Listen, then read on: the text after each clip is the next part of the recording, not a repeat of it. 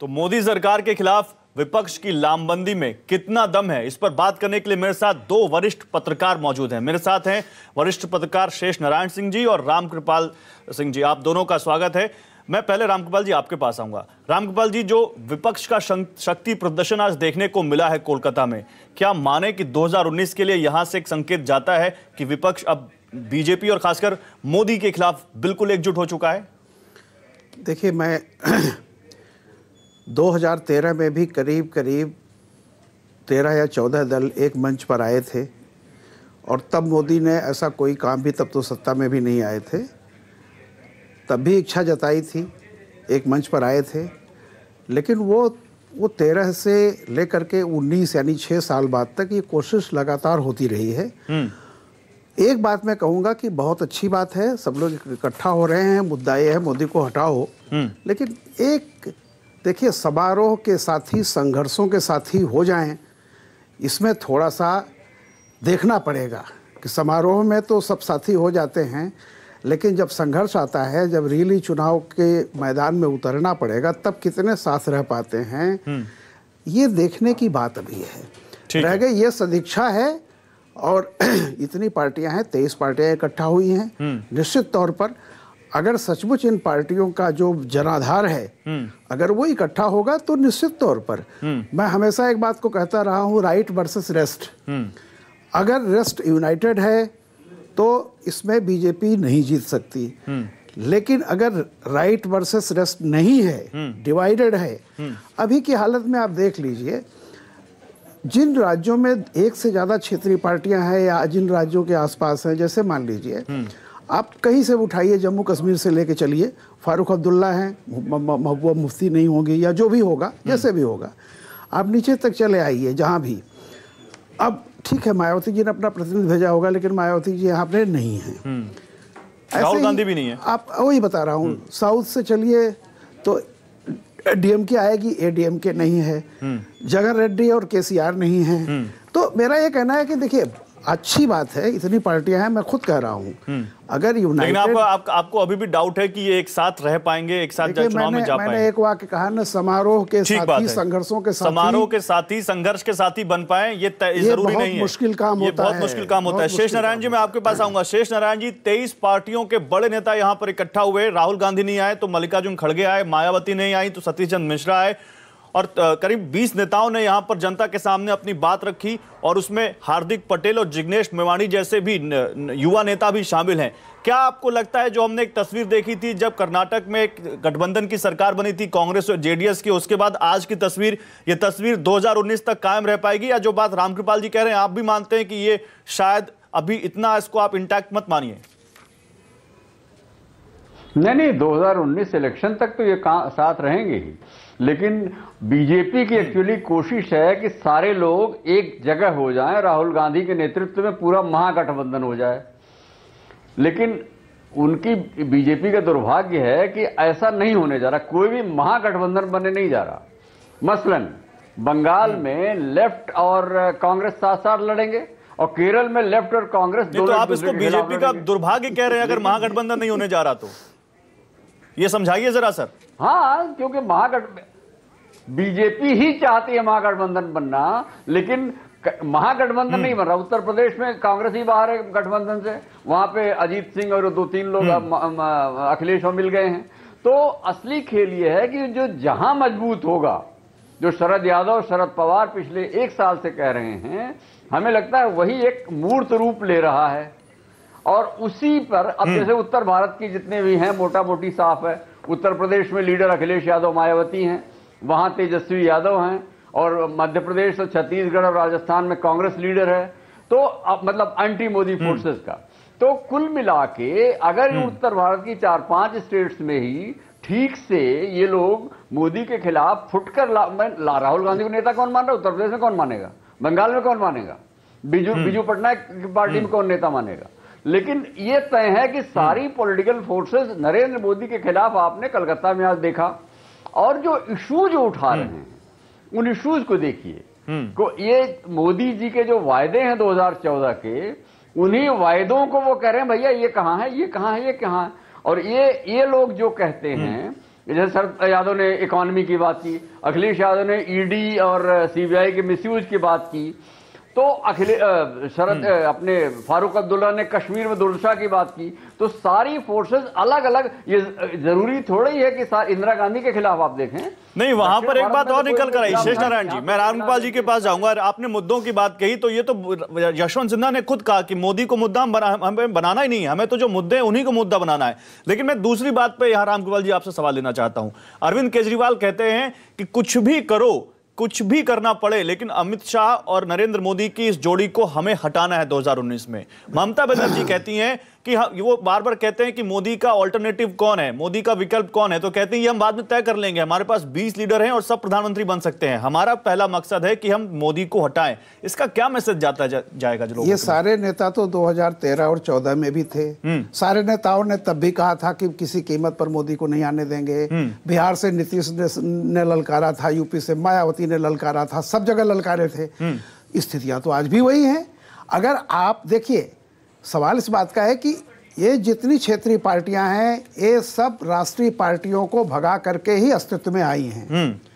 आप आज का नज़ारा देखिए कि एक कर्नाटक में प्रयोग शुरू हुआ, रिजॉर्ट में पार्टियां चली गई हैं। अब आप देख लीजिए, जनता तो देख रही है ना देश की। उसके बाद मैं एक बात कह रहा हूं, आप उत्तर प्रदेश में कांग्रेस को निलंबित कर दिया, कुछ नहीं हो रहा है, 2 सीटें दे रहे हैं, छोड़ रहे हैं, जिसका बहुत संभावना जो सबसे बड़ा है, यानी एसपी भी एसपी मिलकर लड़ेगी, निश्चित तौर पर वो है। अब आप ये देख लीजिए, केजरीवाल जी बड़ी आशा लेके जा रहे हैं, कितनी भीड़ हमने देखी, और आज ही उनका बयान आया कांग्रेस को डंप करो। एक राष्ट्रीय पार्टी जो संभावित जिसका नेता, क्योंकि देखिए मैं फिर बात आपको कह रहा हूं कि 57 से लेकर के आज तक अगर कांग्रेस और भाजपा का कोई मुख्यमंत्री प्रधानमंत्री नहीं रहा है, वो सरकार 2.5 साल से ज्यादा नहीं चली है। मोरारजी देसाई इमरजेंसी से उपजे हुए 18 महीने जेल काट के निकलने के बाद ये प्रतिज्ञा लोगों ने की थी कि किसी कीमत पर इंदिरा को हटाना है। 2014 से 2019 में कोई इमरजेंसी इस तरह की नहीं है, मान लिया चल, तो उन लोगों ने तो अपनी पार्टी के अस्तित्व को भी खत्म कर दिया और एक पार्टी बनी, वो पार्टी भी 2.5 साल चली। उसके बाद चौधरी चरण सिंह आए, वो भी नहीं चले। उसके बाद देखिए बीपी सिंह आए, वो भी नहीं चले। देवगौड़ा जी नहीं चले, I.K. गुजराल नहीं चले, चंद्रशेखर जी नहीं चले।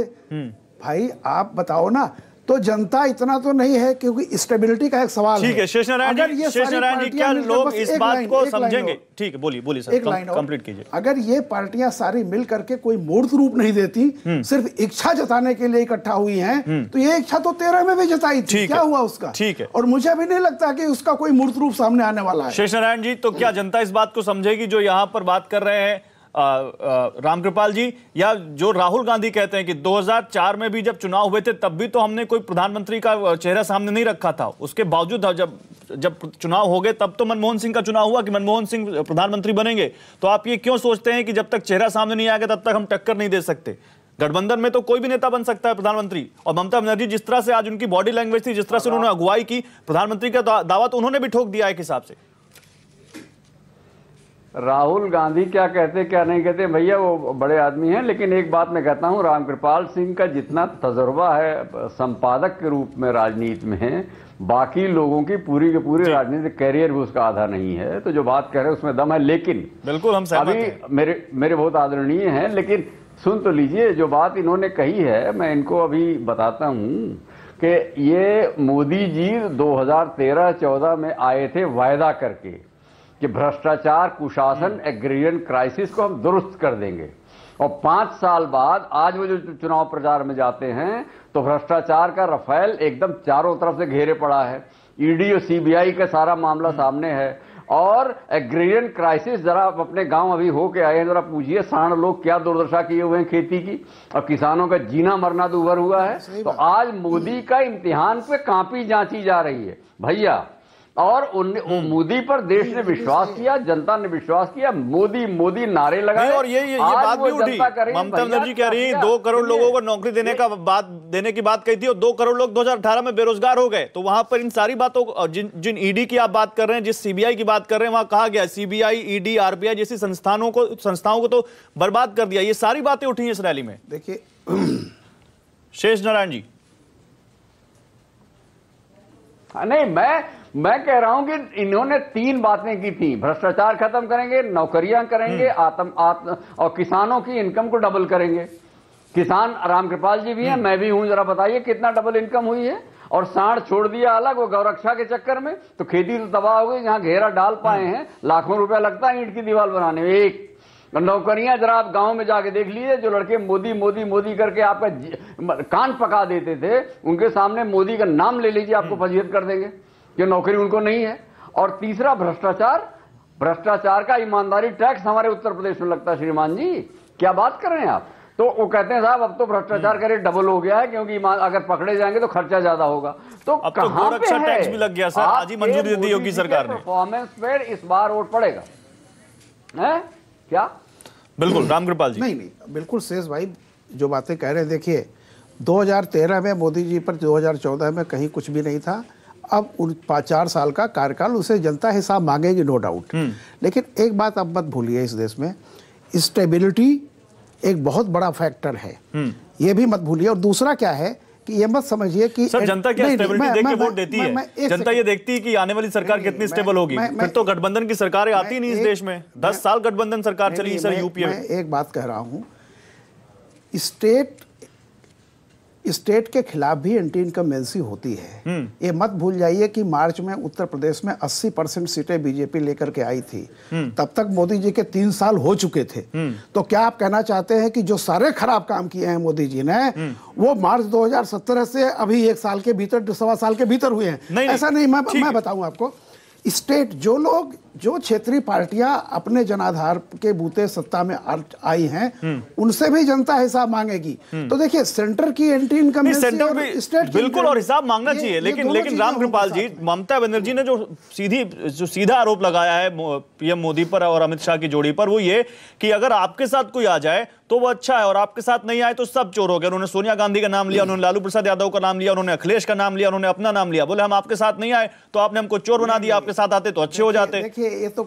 देखिए अदालत और कोर्ट के मामलों में कोर्ट के नाते वो सीबीएस जो जा रही है उस पर मैं कोई टिप्पणी नहीं करूंगा। मैं एक बात कर रहा हूं, आज ही 2 रैलियां हुई है, कलकत्ता में हो रही थी, एक सिलवासा में भी हो रही थी। वहां मोदी ने भी कुछ कहा है। मोदी ने वहां एक कहा है कि एक विधायक है बीजेपी का कलकत्ता में, है ना, और इतना ज्यादा सारी 23 पार्टियां इकट्ठा हुई हैं, उनके भी अपने तर्क हैं। तो मेरा ये कहना है कि देखिए जनता आने वाले समय में देखेगी। मुख्य बात मुख्य रूप से है कि ये महागठबंधन एक शक्ल तो ले भाई।